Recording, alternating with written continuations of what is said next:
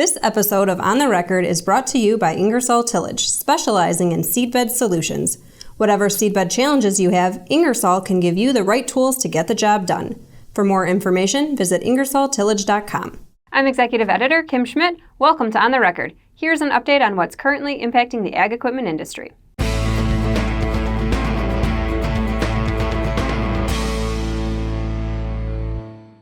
Rocky Mountain Dealerships, Case IH's largest Canadian dealership group, and Service Equipment, John Deere's largest dealer in Canada, issued their 2019 earnings reports last week.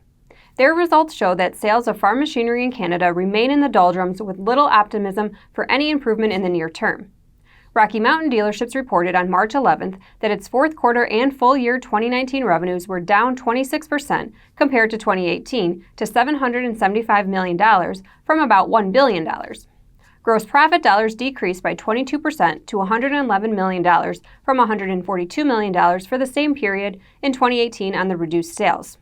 Gross margin increased by 0.8% to 14.3% from 13.5% for the year as the dealership sales mix shifted toward higher margin parts and service sales. Product support revenue improved last year to $152 million, which was about $8 million more than in 2018. Service Equipment reported that its agriculture equipment revenue declined 24% for 2019 to $596 million from $784 million. New equipment revenue was down 33%, while used sales fell 10% to $265 million from $293 million in 2018. Used equipment inventory decreased $67 million, or 37%, as of December 31, 2019, versus June 30, 2019. The company reported that excess used equipment inventory in its ag segment resulted in inventory impairments of $10 million in the fourth quarter and $24 million for the year in 2019. Gross profit declined 19%, or $40 million, for the year due to decreases in both new and used equipment gross profit in the ag segment associated with lower revenues and margins.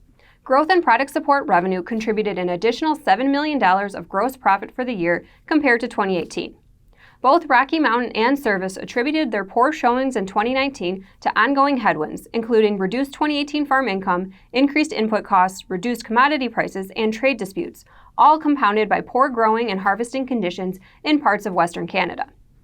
In a note to investors, Ben Chernievsky, analyst with Raymond James, said, "Service and the entire ag equipment industry continues to work its way through a painful restructuring that we believe will take more time to complete."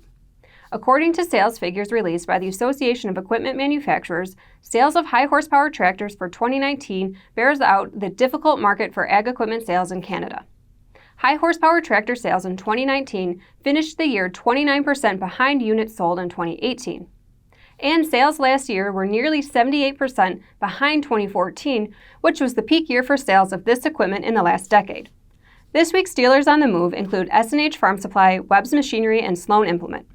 S&H Farm Supply has officially opened its fifth location in Branson, Missouri, which the dealership announced plans for in December 2019.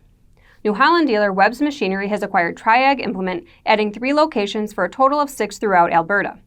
John Deere dealer Sloan Implement acquired Aaron's Awe, a 2-store dealership with locations in Winchester and Perry, Illinois. Sloan will now have 20 stores in Illinois and Wisconsin. Now here's Jack Zemlicka with the latest from the Technology Corner.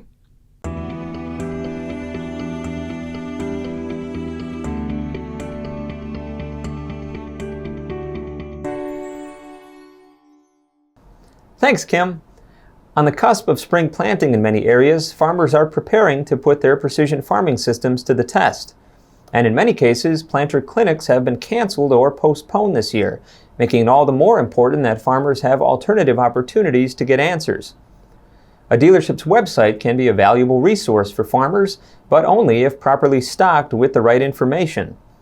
This time of year, that can include product demonstrations, planter tips videos, and other tutorials to proactively solve customers' problems before they get into the field. Heather Hederick, ag marketing strategist, took an analytical look at different farm equipment dealership websites and shared several essential strategies that should be part of a dealership's digital playbook to include easy-to-find information on precision products, services, and specials.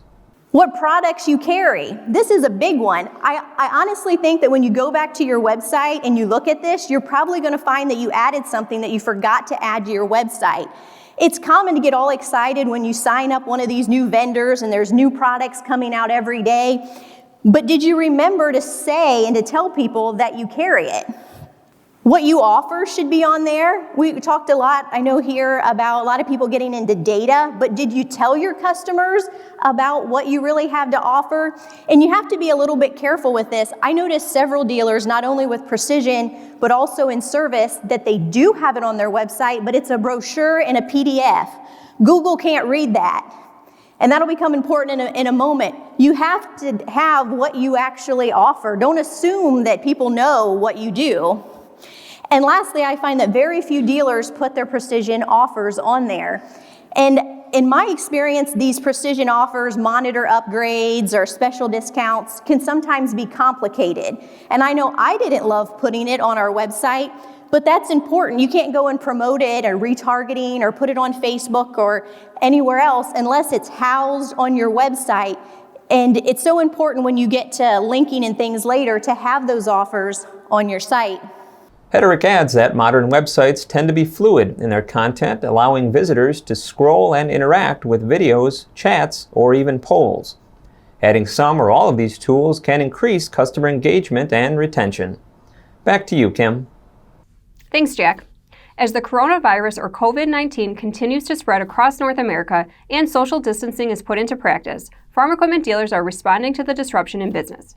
Ag Equipment Intelligence asked dealers what steps, if any, they've taken to reduce the risk of spreading the virus and how they've communicated those precautions to customers and employees.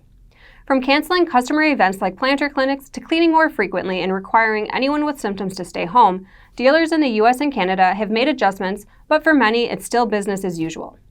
A number of dealers noted that they're trying to do as much business over the phone as possible, and at Stoats Equipment, salespeople have been told to request permission from the customer before going onto the farm. At Berkey's farm stores in Illinois and Indiana, while stores are remaining open, customers are being encouraged to call in parts orders or to shop online. President and CEO Mike Hedge told customers in an email that they will provide curbside pickup during store hours. John Costonia, president of Costonia Tractor, says the dealership is establishing an emergency paid time off fund that is jointly funded by employees and the company to assist any employee who needs to take care of themselves or a loved one who may be battling COVID-19 so they can still receive a paycheck.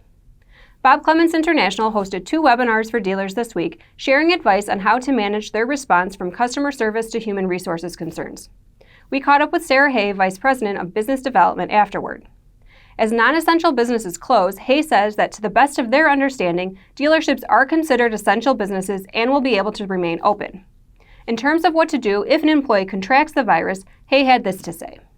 There's a few steps that they have to do, like starting by calling their local health organization, and then they have to inform the employees, keep it confidential. They cannot tell anybody in the dealership who it was out of the mouth of the owner or the manager. And then they've got to come up with a cleaning plan that everybody is aware of. If somebody in their dealership calls and says, I have the coronavirus, those are the pieces that they have to follow.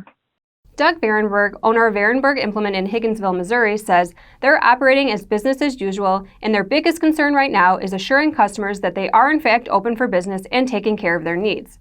He says 99.9% of customers are claiming overreaction of the media, and it's affecting their bottom line as it's reduced commodity prices. Associate Research Editor Ben Thorpe has more details on how COVID-19 is impacting the commodity market.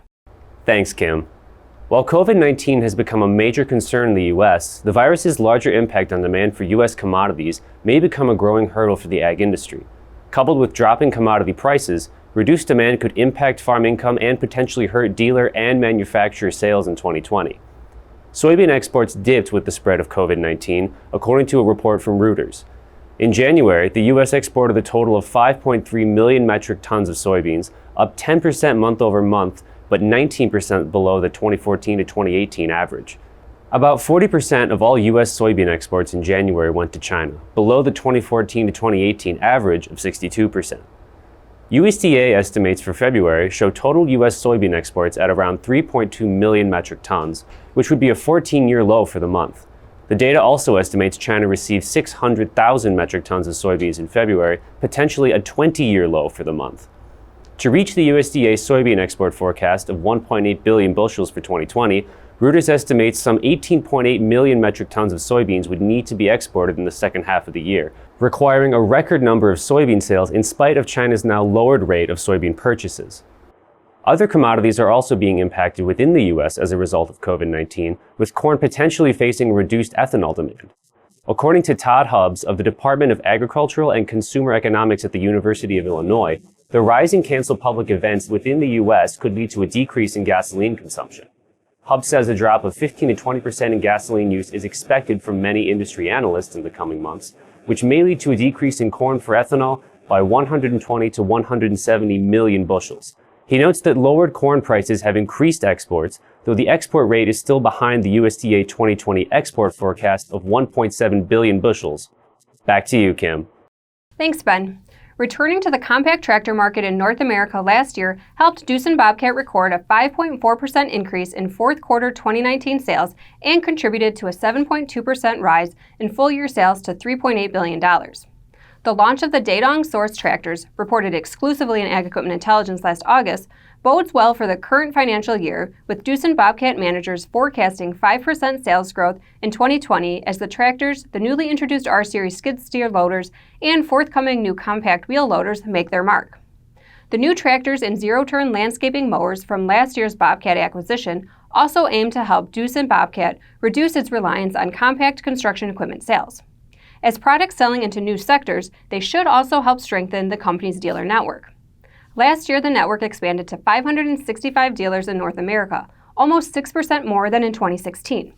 The company anticipates recruiting 40 to 50% more dealers by 2024 to help reach $4 billion in sales revenues. The company's upbeat 2019 performance helped parent Doosan Infocor offset a slight decline in excavator and other heavy construction equipment sales to record $6.7 billion in revenues, with Doosan-Bobcat contributing 54% of the total. And now from the Implement and Tractor Archives. In the agriculture business, Vermeer is best known for its introduction of the first round baler in the early 1970s. Like most of Gary Vermeer's invention, the round baler came to be out of trying to find a better way. As the story goes, Vermeer was out walking with his friend and fellow farmer Arnold Van Zee, who shared that he was thinking about selling his cattle because he was tired of putting up hay, explains Bob Vermeer, Gary's son and now the chair emeritus of the board of directors at Vermeer. At the time, putting up hay was at least a 4-person job. After that conversation with Van Zee, Gary Vermeer set out to find a better way for his friend and ultimately the industry. The first Vermeer round baler formed a bale of hay 6 feet high with a 7-foot diameter, and it weighed more than a ton. As always, we welcome your feedback. You can send comments and story suggestions to kschmidt@lessitermedia.com. Until next time, thanks for joining us.